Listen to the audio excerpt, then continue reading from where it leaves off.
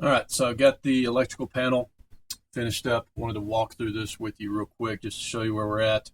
Some of this is adjustable, of course. So I took let me get rid of this section. Um, I took the panel out to where if you look at it from this view right here, really just lined it up to fit in that door opening, gave it about an inch on each side. And it actually extends down below the door opening a little bit because that bottom plate lines up down at the bottom. So I'll show that to you. So what we have, let me get a section here,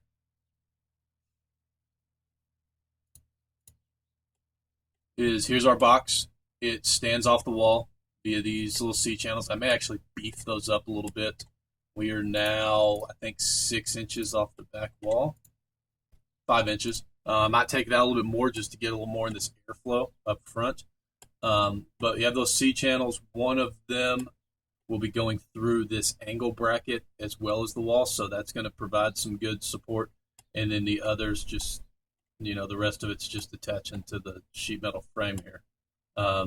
Worst case scenario, if we needed to beef this up even more, we could always run just basically a flat bar across here to go where these holes are going through. Um, you know, Quarter-inch thick piece of metal if we want to, just to give it a little support. But I think it's going to be fine, especially because we're going to be supporting down here as well. So 5 inches off the wall, like I said, we might bring that out a little bit because if you look at the fan here, I think you're going to get plenty of airflow from this 10-inch fan, and it's going to work its way through here. But just something to consider.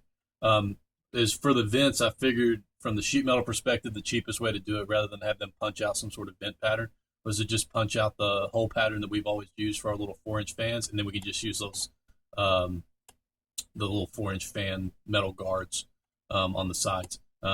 We could even use the ones that the filters if we wanted to, but you're going to get less air flowing through there. So this all extends out. These, I believe, at this point are about 6 inches deep. Let's see, just grab that. So yeah, 6 inches deep on the box. That is a dimension that can grow or go down. I don't know what the tallest component is that's going to be in there and how we want to work that. But 6 inch deep box. The cutout here matches the hole in the chamber, so we can run cables back through there. These three holes, that's going to be an area where we can't put any components. That's where I think it's a 1/4 inch hardware goes through and connects to the C channel here on the back side. So I'll call those out to John as areas that he has to stay out of, as well as just these areas where these frames are attaching. And then this piece here is our bottom piece that connects via these PIM studs on the inside here, and then runs and will connect here. And so we can just go through the outer edge with some hardware. And so we got three sides. These two pieces are identical, and then a Lexan piece over the front. Based upon where things are mounted and how we want it to set up, I just put this kind of here as a placeholder.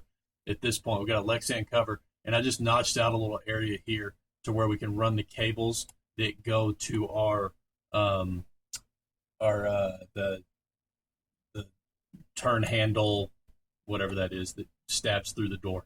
So wherever I'm assuming we'll stab that over here somewhere because this door the door opens from this side. Um, and so just an opportunity here to wherever the power cables need to run, they can run through the Lexan and hit our little switch with the stab. And we can do that via just a little L bracket coming up from this bottom piece and kind of determine how that needs to mount. So I think this really kind of accomplishes exactly what we were looking for. I wish I could put another C channel back here. I may, and depending on what you think, I may just go ahead and put another one up top here, running horizontal that just hits this bracket. But I think with this piece down here, and these back here, I think it'll be plenty, and shouldn't be an issue. So take a look at that. Um, I can start putting together drawings for some of this stuff, and the main thing is I can get this back panel, a drawing put together for it that tells John what his keep out areas are and what he needs to work with there. I think I'll actually adjust this down a little bit. Um, so it's the same return flange width there on the inside of the box, just for the sake of keeping it clean and uniform. It's just kind of set up to mirror itself right now, but we're not going to have to worry about that